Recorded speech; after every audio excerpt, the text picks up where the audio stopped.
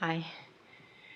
So I wanted to talk about timing, and my heart's racing. I understand the timing that comes with being in alignment, and Timing is one of our favorite subjects because timing is rendezvousing.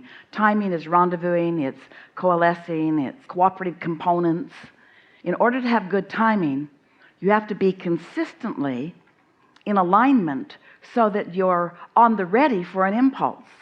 Esther really likes to travel through airports on her own because she gets impulses, and she finds that when it's just her, she can follow her impulse, and so she just dovetails in and out with things that are just pleasing all day long.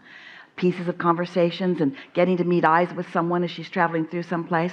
But if she's traveling with a lot of others, so that there's a sort of hesitancy, it's sort of the domino effect of, I'm ready to go, coming, are you coming, are you coming, are you coming? And so when you realize that you really are moving through this experience and your timing is all just up to you, and you care about alignment and you care about feeling good, so you often are in that place, then when an impulse comes and you are in the freest place to follow that impulse, and then the payoff comes.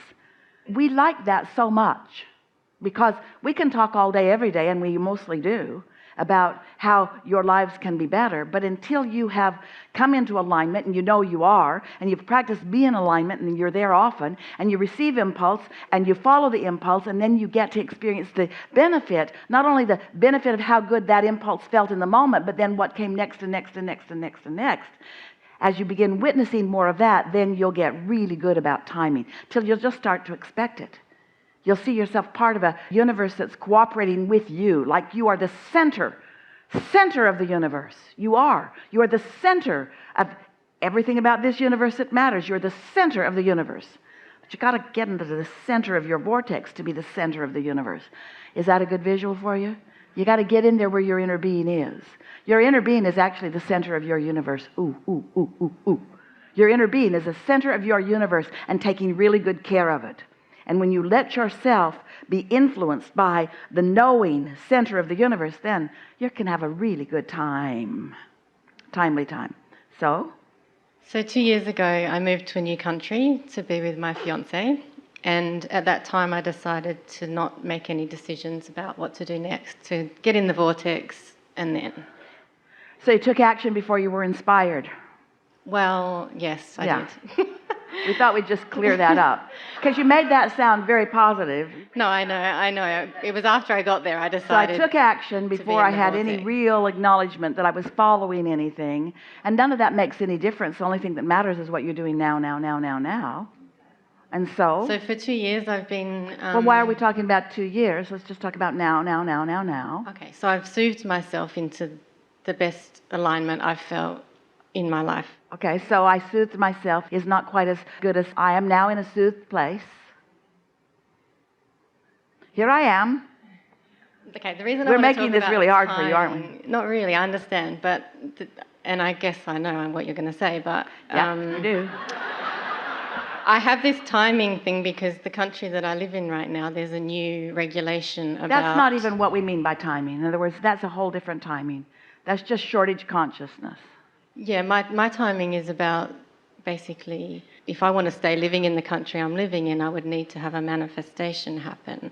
So I don't want to push the manifestation because I am actually really enjoying this process because of being in alignment. Because that's really a hard place to be, because when I need something to happen in a certain period of time, and the dominant aspect of my vibration is one of need, then I can't hook in with universal timing. And so, can you think about other things that hook you in? In other words, but in a few weeks. Here are our questions to you. Do you believe that you've had enough of knowing all of this, that you've put the request into the atmosphere, and that the solution is in your vortex? Absolutely. So you believe that the solution is in your vortex. So it's just a matter of you rendezvousing with the solution. And can you hear us when we say rendezvousing with the solution is what we call timing?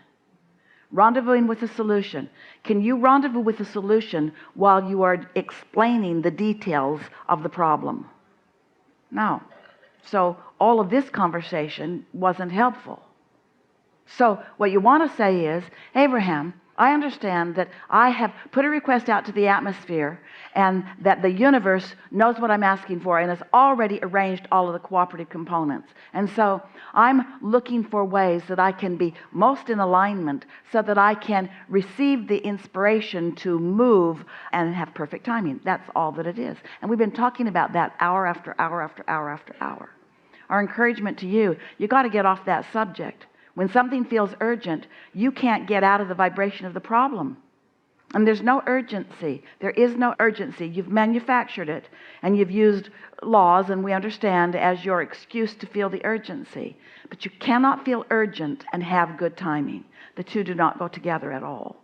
But you can feel appreciation on a myriad of other subjects and have good timing. You could feel satisfaction over the meal you're eating or over the way the sea looks today. This is important. You do not have to stay focused upon the other end of that stick. Problem on this end and solution on this end. Because when it's a stick that has a pulsing problem, you can't get to the other end of that stick. Pick up other sticks. You don't have to be on the subject of importance. Be on a subject that allows timing. Do you understand what we're getting at? I absolutely do. Hi. Ooh, did a bit of a run. So, I really like psychic stuff. I'm really enjoying it.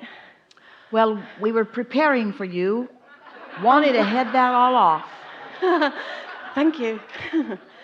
So, I wanted to ask about premonitions. When you get them, are you supposed to do anything with them?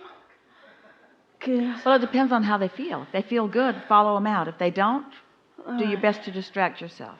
When you think about it, everything is vibrational before it is manifested. And everything has a vibrational basis and momentum. So what's happening when you receive a block of thought about something that's substantial enough that it actually can take a form of vision or knowing within you, it just means you're reading energy. But just like you have the ability to read a book, you might want to have a little discretion on the books that you choose to read. So you don't just want to read energy. You want to prepare your own vibrational atmosphere so that what you're picking up on is satisfying as you then observe it more fully. Does that make sense to you? Yeah. Okay. Because they croaked anyway. Them people. Okay. So, I want to be really powerful at the psychic stuff. I mean, I like what's been coming, but I want to pinpoint things. I want dates, I want times. Why? Because it's fun. I like knowing. Why? Because it feels like fun. Why? You're going to keep saying that until you tell us really why. Yeah, trying to think. We can see how it can be fun, and we can see how it can be satisfying. So are you saying to us that you're following our explanation of how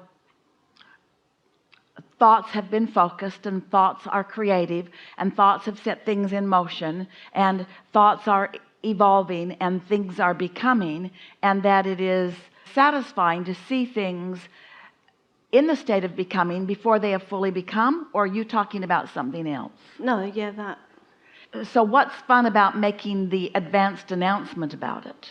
Because people tend to want fortune telling. Yes, but the reason that we're asking you that is because that, and it's all right, you can do anything that you want to, and if it's fun, we are not discouraging it at all. But the thing about that is, it's that need to know. In other words, I don't want to believe until I have a reason to know. So I'll ask someone else to give me an advanced announcement of what's unfolding because I don't have faith enough in the process or faith enough in myself to hold myself steady without knowing. It's a little bit about needing to see it before I believe it. And since I can't see it before I believe it, then I'll find somebody else who can see it before I believe it. And can you see why we're not really big encouragers of that? Oh. Well, I used to do what I would call metaphysical counseling. Yes. People used to come to me. I used to be able to see and tell them, like lead the horse to water kind of thing. And that was good. I liked that. I enjoyed that. But then I got bored with that because everyone wanted like fortune telling. Yeah. So I figured, well, maybe I could. We've noticed that do too. that. In other words, rather than creating their own reality, they just want somebody else to explain it to them. And so it encourages laziness, and it encourages not being a deliberate creator, and it encourages not having a reason to come into your own vibrational understanding and your own guidance system. You see what we're getting at? So if it's fun, have fun with it. But otherwise, it's not really a vibrational match to deliberate creating. Okay, yeah. Enough? That is. Thank you so much. Don't worry about it. You'll always have a bigger audience than we will. Because there are way more people that want to hear that than want to hear this. Now what? Oh, thank you. That feels fantastic. I have no question. I just showed up to see if I can create something. And Turns out you can. yes, I just want to acknowledge something and show my appreciation and gratitude for the teaching, for space, and all your presence in every day in my life right now, not only on the cruise that manifested, and I can see and feel every day the pieces of puzzle that it's getting together in my life, but also the opportunity to give me the tool that you showed me, that with every question I have, the answer is showed right away. So I had so many questions before. I've been listening to you for a year, and I saw you in Buffalo. I drove from Toronto. I'm originally from Poland, and I realized that I learned English just to hear your teaching. And it was a moment that I realized it. I built a beautiful family in Toronto, and I have a great job I love, and things are working out for me always. So the moment I realized that I got this tool of this language, so you can translate to me with those thoughts, and I can feel it as vibration, it's just, I felt like I'm born again. And I started as a new child. And I'm really grateful. And This is what we are all doing together, because there is really no language that has been in existence for this vibrational understanding. And so together, we offer to Esther and to you blocks of thought that you find word equivalents for. And then we converse with one another as the knowing comes stronger and stronger and stronger into focus, until there is a returning of you to that home signal, that known signal, that core signal, that you signal. And then once you're consciously in sync with that, and then interfacing as you do, then you experience the benefit of co-creating at its best, of conscious awareness. It's the conscious awareness that you're talking about. And that's the part that we like best too. Yeah. Thank you so much. Yeah. And one more time, that the moment I started learning and getting your teaching, I wake up every moment as a creator, not as a victim. Yeah. And that's Yeah. so big for me. So Yeah. thank you so much again. Really Thank you. good. Really good. Really good. Yeah. Really good.